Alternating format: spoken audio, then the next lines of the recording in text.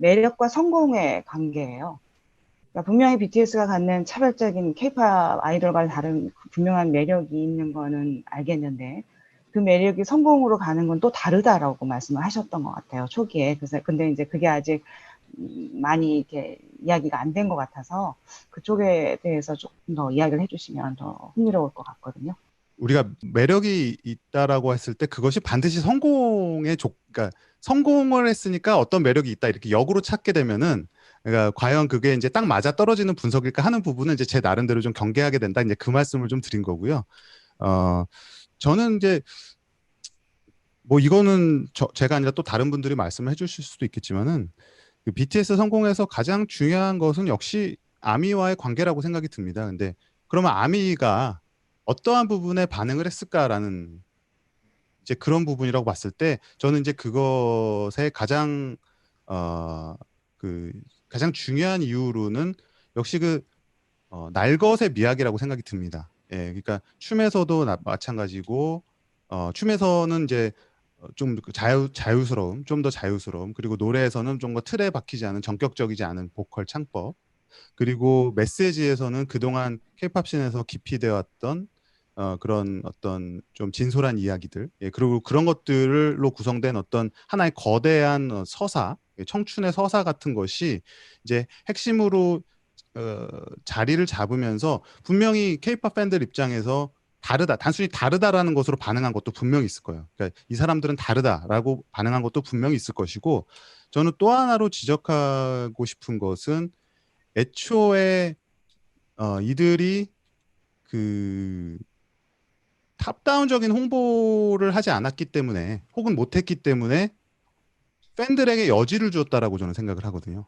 그러니까 너희들이 우리의 어떤 우리의 현상을 만들 수 있는 주체야라는 것들에, 그러니까 어떻게 보면 시작부터 팬들과의 공존, 공생 혹은 팬을 통해서 내가 스타가 된다라고 하는 그런 그 방법론, 스토리 같은 것들, 그러니까 스킨십 같은 것도 그거의 하나의 중요한 이유가 되겠고, 그런 우리는 자본이라든지 미디어라든지 이런 거에 푸시를 통해서 스타가 되지 않고, 우리가 가진 이런 날것의 매력을 너희들에게 어, 진솔하게 보여주고 그것에 반응하는 너희들을 통해서 우리는 스타가 되겠다라고 하는 그런 어떤 그것도 하나의 저는 큰 서사라고 생각이 드는데요. 이런 것들의 관계가 저는 가장 큰 성공의 어떤 요인이라고 생각하고 그런 관계 자체가 저는 BTS의 매력이라고 사실은 좀 봅니다. 예, 그러니까 그것이 단순히 음악에서 뭐 메시지에서 춤에서 나오는 것이 아니라 그러한 것들이 어, 사람들을 불러 모으고 그 사람들로 하여금 계속 자신들을 지지할 수 있게 만드는 계속 그런 어떤 긍정적인 순환 구조라고 할까요? 예, 그런 것들이 만들어지는 부분들이 예, 전 중요한 매력의 하나라고 생각이 듭니다. 대중음악 속에서도 결국은 그것이 이렇게 다듬어지고 어떻게 보면 리파인된 것보다 자신들을 표현할 수 있는, 그래서 공감을 불러일으킨 쪽으로 트렌드가 바뀌는 것과 관련이 매우 깊은 것 같다. 근데 그것에 딱 맞는 어떤 그 오디언스들하고는 굉장히 강한 유대를 갖는데, 그러다 보면은 이렇게 뭐랄까 이렇게 제너럴한 오디언스하고의 관계가 쉽지 않은 부분도 분명히 있는 것 같거든요. 사실은 그것을 위해서 어떻게 보면은 아이돌이라고 하는 것들이 등장했었던 것 같은데, 그런 딜레마들을 어떻게 보시는지.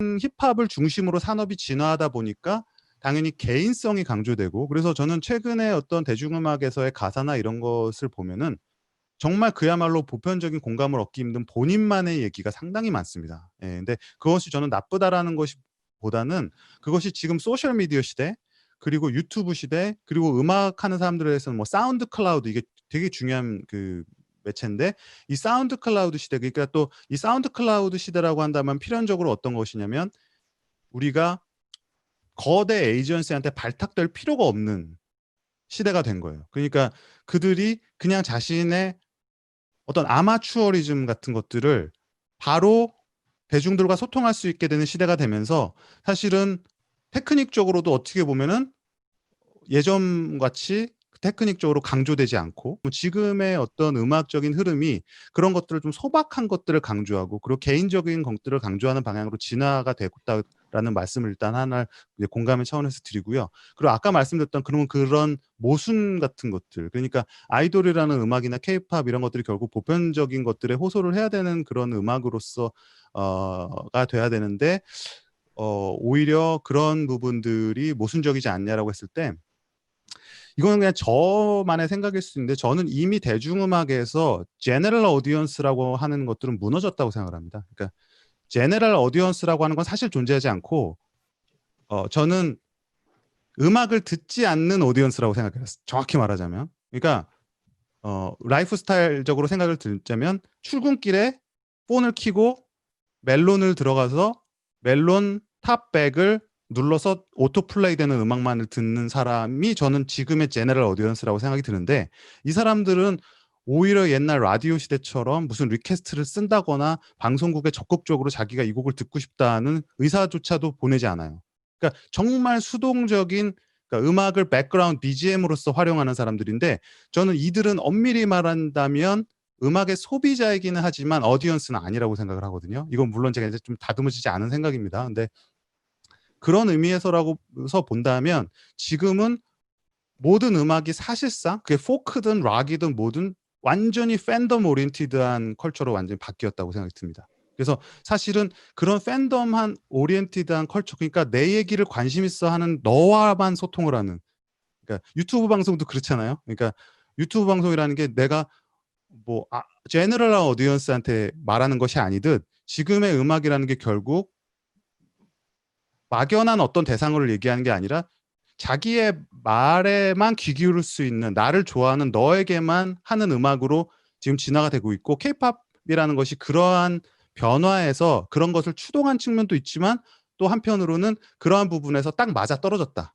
그러니까 케이팝이라는 건 기본적으로 팬덤 중심의 음악이고 팬들과의 관계성에서 동력을 찾는 음악 산업인데 그러한 면에서 지금의 그런 개인적인 음악 듣기 팬덤 중심의 음악 듣기 취향이 강화되고 제 최근에 이제 개토화라는 표현도 썼는데 취향이 좀 개토화되는 그런 점에서 있을 때는 저는 오히려 모순이라기보다는 그런 면에서 산업적으로 충분히 이점을 갖고 있는 지금 상황이 된 것이고 그리고 그것이 전 또 성공의 하나의 요인이라고 생각이 들어요. BTS가 빌보드에서 소셜 아티스트 같은 걸 받은 것도 단순히 말하자면 소셜 그 SNS에서의 지배력에 대한 문제잖아요. 제너럴 어디언스가 그들을 알고 말고의 문제가 아니라 내가 얼마나 더 많은 팬을 거느리고 있느냐라는 문제이기 때문에 그러한 면에서 그 뭐 모순이라기보다는 또 하나의 또 흐름의 연결선상에 있다 그렇게 생각이 드네요.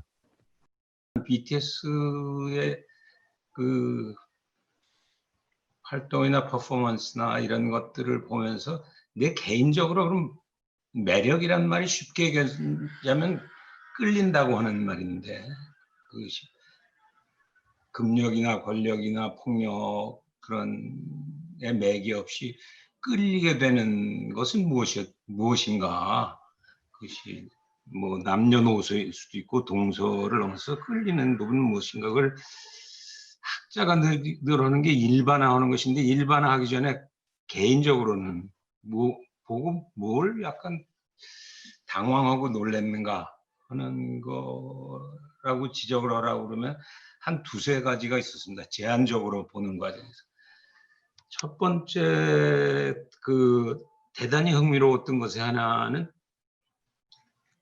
페이크에 대한 그 자기 반성 또는 부담 그게 단순히 그 프로듀서들이 일방적으로 떠먹여준 부분만이 있는 것이 아니라 본인들이 공감을 하기 때문에 동시에 그것이 잘 표현된다고 생각하는데 뭐 지금 김평론가도 그 표현을 여러 가지 다른 방식으로 진정성 또는 우아한 것 여러 가지로 했습니다만 그 페이크라고 하는 것을 소박하게 10대의 젊은이로서 뭐 학교 생활에서든 또는 남녀 간의 사랑에서건 또는 아이돌로서 겪어야 되는 아이덴티티의 혼란 이런 거에 대해서 소박하게 페이크와 짝퉁과 진짜를 관념적으로 얘기하는 것이 아니라 소박하게 자기가 살아가는 삶 속에서 표현하려고 하는 진지한 모습은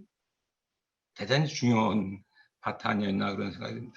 아까 한 얘기대로 이게 그들이 그렇게 거창한 얘기를 할 필요가 없다고 생각하는 것이, 이 거창한 얘기는 서양으로 가면은 뭐 18세기 이래로 소위 말하는 가짜 사랑과 진짜 사랑, 불소 이래로 진행되어지는 그 자기애와 경쟁애라고. 뭐 전형적으로 아마 김 선생이 얘기하듯이 어쩌면은 아이돌들이 경쟁애라고 하는 것에 갇혀 있었다고 한다면, 역설적으로 힙합은 또 그 닫힌 자기애 쪽으로 갔다고 한다면 그 두 개를 넘어서는 이제 모습이 보여지는데, 동양이나 한국으로 돌아와도 연암이 열아일개에서 격렬하게 고민하는 것은 왜 세상은 향원의 세상이냐, 짝퉁의 세계냐, 그 진짜를 우리는 어디서 만나야 되는가, 그런 얘기들을 굉장히 고상하게 내가 글이나 이런 것을 통해서 읽다가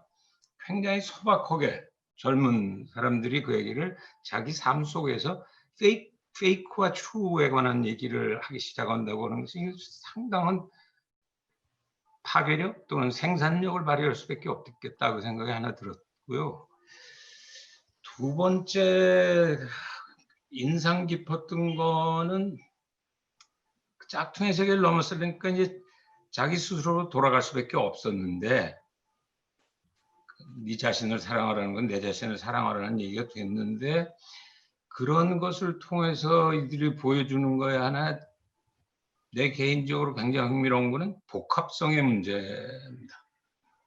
우리가 매력을 테마로 처음 시작해서 가다가 지금 만약 이 BTS를 만났다고 한다면, 김 선생이 BTS 출발해서 이제 매력 얘기로 와서 어느 접점에서 우리가 이런 모임이 이루어지는데, 사실은 매력이라고 하는 것은 근대의 전형적인 힘의 형태는 아닌, 근대는 보다 군사력이나 경제력이나 또는 이런 것들이 주도했던 것에 비해서 21세기에 대해서 요즘 우리가 겪고 있는 코로나 바이러스 같은 것이 잘 보여주지만, 그런 근대에서 지향하는 짝퉁의 힘, 이런 것에 대해서 진짜 힘은 무엇인가 하는 것을 다시 생각하는 면에서 보면은, 힘이 여러 가지로 복합된 속에서 나타나는 아름다운 힘, 매력 같은 것들을 희구하는 면이 있지 않나. 그런 면에서 근데 애초에 그렇게 거창하게 출발한 게 아니라 힙합과 아이돌이라고 하는 두 개를 넘나드는 속에서 비교적 자연스럽게 이게 충족되어지니까 의외로 들어오는 입덕하는 그 문이 굉장히 넓어진 것이 아닌가, 지구 전체적으로 봐도. BTS 같은 경우는 아까 한준 선생님도 말씀하셨지만 오히려 그런 뭔가 덜 다듬어지고 조금 덜 완성된 것 같기도 하고, 그리고 어떻게 보면은 가장 많이 듣는 말 중에 하나가 촌스럽다는 말이거든요. 근데 이 촌스럽다는 말이 결국 나쁜 뜻이 아니라, 그들이 가진 뭐 여러 가지, 촌스럽다는 말도 여러 가지 의미가 있을 텐데, 그런 촌스러움이 가지는, 그러니까 기존의 정제된 것과는 상반된 의미로서 촌스러움이 가지는 매력과 선생님이 말씀하신 그런 자신의 이야기를 아주 낮은 단계에서 소박하게 말을 함으로써 청중을 끌어당기는 방식. 그래서 저는 제가 미국에서 가장 특이하게 봤던 것 중 하나가, 이 아미에는 유독 중년 팬들이 많습니다. 근데 이것도 물론 여러 가지 방식으로 뭐 또 연구가 돼야 되겠지만은, 왜일까라고 했을 때 느끼는 것은 역시 내러티브가 앞선 음악을 함으로써, 그러니까 우리가 케이팝의 보편성이라고 하는 거는 장르의 서구적인 그런 코스모폴리터적인 것인 거, 그리고 음악을 우리가 공부를 하지 않아도 퍼포먼스에서 느낄 수 있는 압도적인 거, 그다음에 얼굴이 예쁘고 잘생긴 거에서 오는 매력, 이런 것들이 이제 복합적이었다고 한다면, 사실은 BTS는 그것들을 다 갖고 있죠, 사실은. 그렇기 때문에 케이팝의 모든 장점을 다 계승을 하고 있어요. 근데 거기에 더해서 이 메시지와 내러티브, 그것도 아주 소박한 단계에서 나를 사랑하자, 너를 사랑하자, 혹은 네가 네가 너를 사랑하지 않고 나를 사랑한다고 말한다면 그거는 페이크한 사랑이다. 가짜 사랑이다. 라고 한다든지. 그리고 저는 뭐 페이크 러브 나왔으니까 말씀드리자면 그 페이크 러브에 결국 메시지를 파고 들어가다 보면 저는 그들이 자기가 뮤지션이 되고 싶었지만 아이돌이 될 수밖에 없었던 것이 가지는 자기 혐오적인 혹은 자기 회의적인 정서와 굉장히 맞닿아 있다라고 생각이 듭니다. 제가 갖고 있는 질문은 BTS의 한국성 또는 국적성 뭐 이런 부분인데요. 앞으로는 더욱 한국적인 부분이 보편적인 부분으로 확산될 가능성이 있는지, 그 가사도 대부분 번역해서 이제 그 영어 문헌을 1차 가사로 접한다고 말씀하고 계시대. 그것도 굉장히 흥미로운 것 같아요. 이게 과연 한국적인 정서가 충분히 영어 가사 번역에서 전달이 되고 있는 건지 그것도 어려울 것 같기는 한데요. 말씀하셨지만 그 부분이 저도 너무 공감이 듭니다. 뭐냐면 이게 로컬리티라는 부분과 코리안리스라는 부분은 이제 조금 다른 맥락이잖아요. 그러니까 이들이 로컬 한국 사람으로서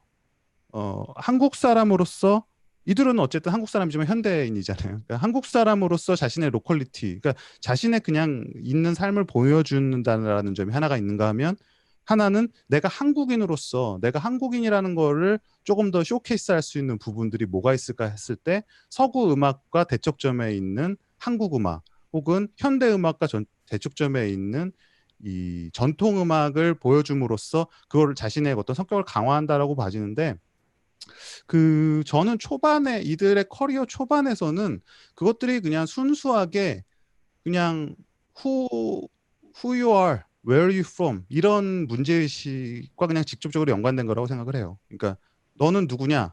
나는 한국 아티스트고 나는 지방에서 올라온 촌놈이고 나는 힙합을 하다가 뭐 춤을 추다가 온 사람이야 라는 것을 자연스럽게 내보이는 와중에서 어떻게 보면 좀 촌스러울 수 있는 그런 사투리 랩 같은 것들이 시도됐다고 봐지고 저는 이 아이돌에 이르러서는 저는 일종의 한국인으로서의 자각이 있다고 생각이 듭니다. 뭐냐면은 이 글로벌한 세상에서 늘 어떤 이 넌 내셔널한 것들이 미덕으로 치부가 그러니까 항상 좀 그것도 케이팝의 어떤 가장 중요한 것인 것처럼 실제 그렇기도 하고요. 이렇게 칭송을 받고 그런 것들이 팬을 모으고 그리고 심지어는 그러기 위해서 모든 로컬리티를 감추거나 코리안리스를 아예 삭제하는 부분 같은 경우 그러니까 심지어는 뭐 뮤직비디오도 실내에서 찍잖아요. 그 거리 같은 모습을 보여주지 않거나 시간 같은 것들도 존재하지 않음으로써 내가 어떤 무공간적인 무시간적인 존재로서 극도의 보편성을 추구하는 것이 케이팝의 본질적인 그런 특성이었다라고 보는데 그런 것들이 이들에게는 그러니까 자신의 내러티브나 자신이 추구하는 방향과 맞지 않았던 것 같아요. 예, 그러니까 그런 것들의 자연스러운 모습과 맞지 않았던 것 같다고 생각이 들고 아이돌에 있어서는 아까도 말씀드렸지만 내러티브적으로는 이제 내가 극복을 해서 너희들에게 어떤 궁극의 뭐 만트라라고 할 수 있는 러브 유어셀프라는 걸 전달하는 과정에서의 결론이었던지 그것로도 하나로 해석할 수 있겠지만 한편으로는 그러한 케이팝의 현실에서 내가 케이팝의 최고의 스타로서 우뚝 서 있는 것들을 하나의 전시하고 그리고 하나의 대안을 제시하는 것으로서의 일종의 사자후 같은 것이었다라고 봐집니다. 뭐 멜론 어워즈라든지 이런 데서 하는 퍼포먼스는 훨씬 한국적이거든요. 근데 그 한국적이라는 게 무슨 전통적인 거라고 이제 말씀을 드릴 수가 있겠죠. 근데 이들이 책에도 썼지만 이런 것들이 분명히 외국 팬들이 실시간으로 볼 거라는 걸 알고 있고 그들이 이 데치타라든지 뭐 이런 말들을 썼을 때 얼쑤 이런 말들을 할 때 분명히 저 팬들이 이상하게 받아들일 거라는 걸 알고 있어요. 근데 저는 여기서 또 한 번 말씀드리고 싶은 거는 역시 이들은 아미와의 유대 관계를 그와 그 시스템을 완벽하게 이해하고 있구나라고 할 수 있는 것이 진짜 이 소셜 미디어에서 이렇게 번역 계정이 활성화되고 그리고 그 번역 계정이 가사를 넘어서 문화, 정치 모든 맥락을 다 설명해주는 팬덤은 아미밖에 없습니다. 현재 글로벌하게. 그래서 이들의 역할을 이미 이들도 알고 있다. 그래서 자신들이 어떤 한국적인 말을 하던 진짜 한국 사람들만이 알아들을 수밖에 없는 말을 해도 그것들이 동시대에 실시간으로 외국 사람들에게 소비가 되고 그들도 의외로 공감할 여지가 많다라고 하는 것들을 이 기획하는 측에서 알고 있다, 이해하고 있다라는 생각이 좀 드는 부분이에요. 지금 제 예상이긴 하지만. 100개의 노래를 그냥 매일 듣는 음악을 좋아하는 사람과 BTS 팬은 분명히 구분이 되는데 BTS 음악이 좋고 BTS의 그런 춤이 좋아서 근데 그것만 소비를 하고 소셜 미디어 활동을 하지 않고 그리고 팬덤의 정의에 들어가지 않는 사람들이 더 많은 게 사실은 K-pop 다른 그룹들의 특징이었는데 실증적인 데이터가 필요하긴 하지만 이제 BTS는 굉장히 눈에 띄더라고요. 이 굉장히 적극적인 팬들의 활동이 눈에 띄어서 저는 오히려 이렇게 클래식 문화처럼 이렇게 덕후로 진입을 할 수 있는 새로운 사람이 덕후로 진입할 수 있는 그 높이가 대중문화치고는 굉장히 높지 않나 그런 생각이 들더라고요. 일단 그 제너럴 어디언스 같은 문제는 제가 하나 좀 추가적으로 말씀드리고 싶은 거는 이건 있어요. 뭐냐면 그 아이돌, K-팝 아이돌이라고 했을 때 남자 아이돌과 여자 아이돌이 있어요. 근데 우리나라에서 주로 일반인들의 음악, 제너럴 어디언스가 들을 수 있는 영역이 여자 아이돌의 음악입니다. 그리고 실제로 여자 아이돌은 그런 의도로 제작이 되고 있어요.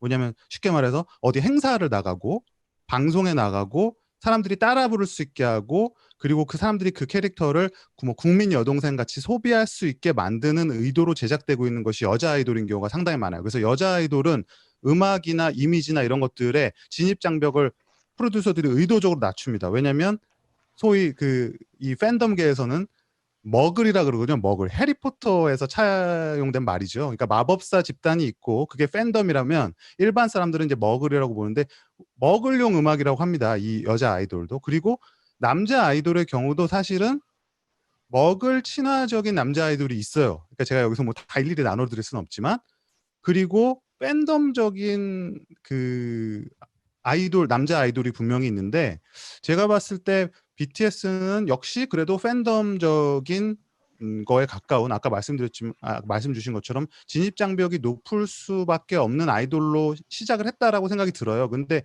저는 이들이 커리어가 진행이 되면서 사실은 그런 부분이 상당히 좀 이클렉틱하게 바뀐 부분이 있다라고 생각이 듭니다. 그래서 처음에 힙합 아이돌로서의 어떤 강성적인 이미지가 좀 지나고 나면서 어떤 청춘의 보편적인 서사를 이야기하는 아이돌로서 좀 팝 아이돌로서 보편적인 아이돌로서 진화를 했다라고 봐지는데 그래서 뭐 BTS의 음악에서 어떤 곡들은 분명히 진입 장벽이 높지만 뭐 예를 들면 상당수의 제가 주변에 있는 소위 중년 팬들은 봄날 듣고 입덕했다 그러거든요.